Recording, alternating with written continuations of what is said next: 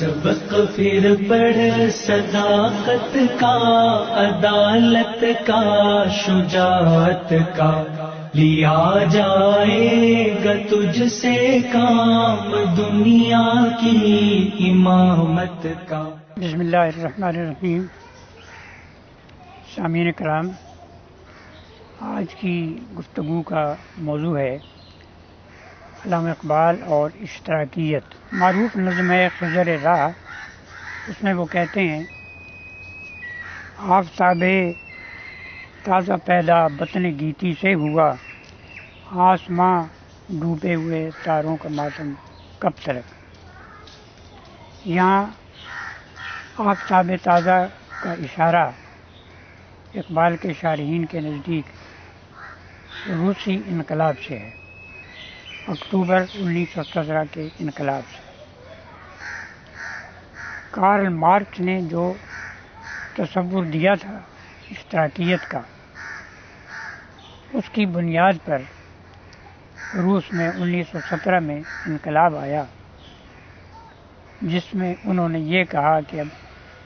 مزدوروں کی حکومت قائم ہو گئی ہے، ملوکیت کو بھی رد کر دیا اور بادشاہت کو بھی رد کر دیا، جمہوریت کو بھی رد کر دیا اور اشتراکیت کو رائج کر دیا۔ اشتراکیت کا دعویٰ ہے کہ وہ مزدوروں کی حکومت قائم کرنا چاہتے ہیں، اور مزدوروں کی حکومت ہوگی تو دنیا میں امن و امان ہوگا اور جو مسائل ہیں انسان کے وہ حل ہوں گے۔ تو جو شخصی ملکیت ہے اس کی وہ نفی کرتے ہیں۔ کوئی بھی چیز انسان اپنے پاس نہیں رکھ سکتا۔ زمین ہے، کارخانہ ہے، روپیہ پیسہ ہے، کھیتی ہے، جانور ہیں، مشینیں ہیں، جو بھی چیزیں ہیں وہ انسان اپنی گھریلو ضرورت کے تحت تو معمولی چیزیں رکھ سکتا ہے، مگر باقی چیزیں ریاست کی ملکیت ہوں گی، اور وہ ریاست جس طرح چاہے گی وہ ان کو چلائے گی، کارخانے کو چلائے گی، کھیتوں میں کام کروائے گی، لوگ آئیں گے کام کریں گے اور ان کو روٹی اور کپڑا اور مکان ریاست کی طرف سے دیا جائے گا۔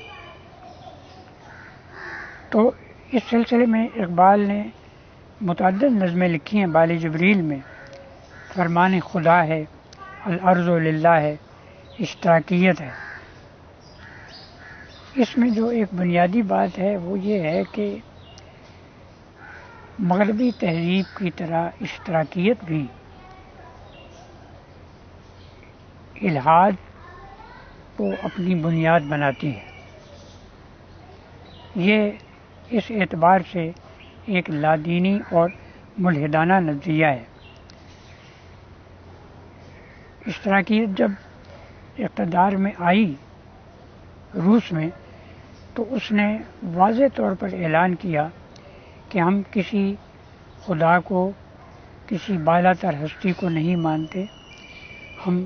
کسی طرح کے عقیدے کو، عقائد کو نہیں مانتے، عبادات کو نہیں مانتے، اور بلکہ انہوں نے ایک بہت بڑی مسجد پر یہ کتبہ لگا کے لٹکا دیا کہ ہم نے خدا کو یہاں سے نکال دیا ہے۔ اور دوسری بات یہ ہے کہ مغربی تہذیب کی طرح میکاولے نے جو تصور دیا تھا، اشتراکیت نے بھی اس کو اپنا لیا۔ چنانچہ وہ اپنے دشمنوں سے لڑنے کے لیے اور اپنی جدوجہد میں کامیابی کے لیے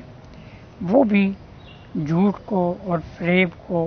اور دھوکے بازی کو بالکل جائز سمجھتے ہیں۔ بہت بڑا ان کا جو لیڈر تھا لینن، جو روسی اشتراکیت کا سربراہ بھی رہا، اس کا یہ قول ہے کہ جب ہم اپنے دشمنوں سے لڑیں گے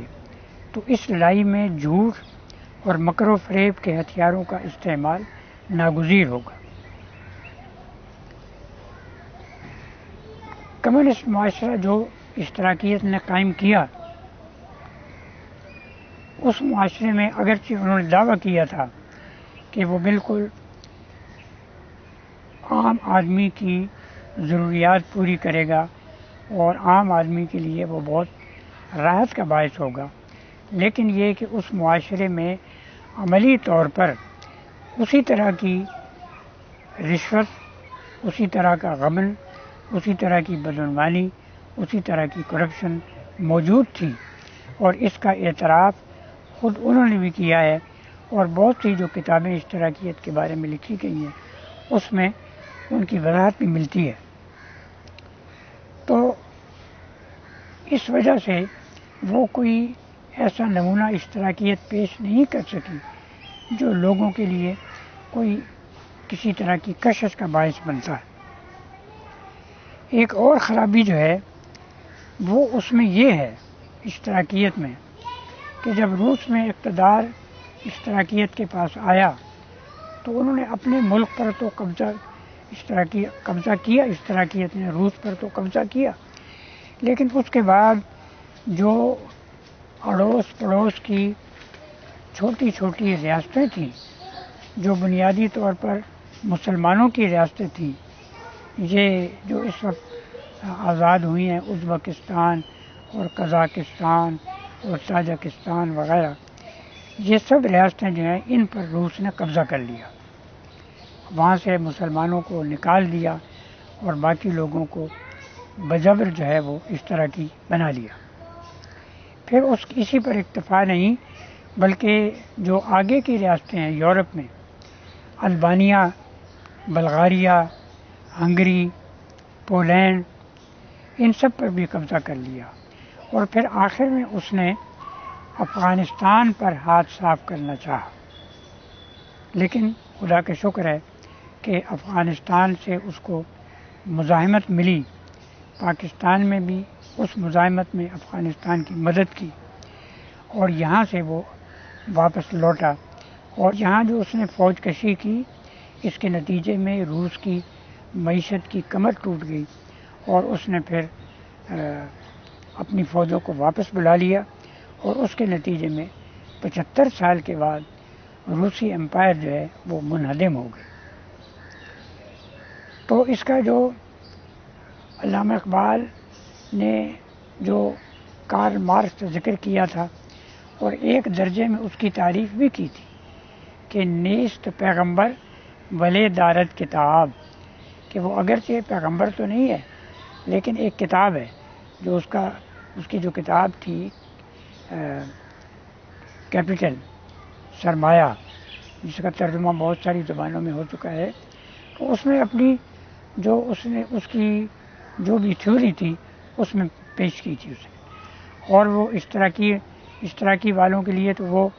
سرمایہ جو ہے کتاب وہ ایسی ہے جیسے ہم مسلمانوں کے لیے قرآن ہے۔ تو کہا کہ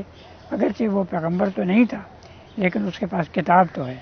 جیسے قرآن ہمارے پاس ہے، تو اس کی تعریف کی تھی۔ لیکن پھر یہ کہتے ہیں کہ یعنی اس اعتبار سے کہ اس نے سرمایہ داری کو اس کی سخت مخالفت کی اور اس کو ایک اعتبار سے لوگوں کو قائل کر لیا کہ یہ سرمایہ داری جو ہے اس کو ختم ہونا چاہیے۔ تو وہ یہ کہتے ہیں کہ ظلم اور استحصال کو مٹا دو، یعنی لا الہ الا اللہ۔ تو لا کی حد تک تو اقبال اشتراکیت کے ساتھ جو وہ اس کے ساتھ ہیں، مگر اس کے بعد اشتراکیت یہ کہتی ہے کہ الا الاشتراکیہ، کہ مگر اشتراکیت جو ہے وہ لا کی نفی کرتی ہے، مگر اللہ کے آگے وہ نفی کرتی ہے اس کی۔ اقبال جو ہیں وہ اس کے بعد یہ کہتے ہیں کہ اللہ کے بعد اسلام اور اللہ اور انسانیت اور حقوق جو ہیں وہ ہوں گے۔ تو اس وجہ سے اقبال یہ سمجھتے تھے کہ اشتراکیت بھی بالآخر ناکام ہو جائے گی، تو ان کی یہ پیش گوئی پوری ہوئی پھر، اور انہوں نے بہت پہلے یہ کہہ دیا تھا. جو ابلیس کی مجلس شورا ہے اس میں ابلیس اپنے لوگوں کو یہ کہتا ہے اپنی بصیرت کی بنا پر کہ مزدقیت فتنہ فردا نہیں اسلام ہے. مزدقیت بمعنی اشتراکیت، کہ جو آئندہ چل کر ایک فتنہ ہوگا وہ اشتراکیت نہیں بنے گی، چنانچہ اشتراکیت ختم ہو گئی، اور اسلام جو ہے وہ تمہارے لیے ایک فتنہ رہے گا اور اس کے ساتھ کشمکش جاری رہے. تو چنانچہ اس وقت بھی جو کشمکش ہے وہ یہ اشتراکیت کی اور سرمایہ داری کی اور مغربیت کی، مغربی تہذیب کی، ان کی جو کشمکش ہے وہ اسلام کے خلاف ہے. دوسروں کو وہ خطرہ نہیں سمجھتے، دنیا میں اس وقت بھی مسلمانوں کو خطرہ سمجھتے ہیں. چنانچہ وہ مسلمانوں کو ہر جگہ دبانے اور ان کو مٹانے کی کوشش میں مصروف ہیں، لیکن یہ ان کی کوشش انشاءاللہ کامیاب نہیں ہوگی. سبق پھر پڑھ صداقت کا، عدالت کا، شجاعت کا،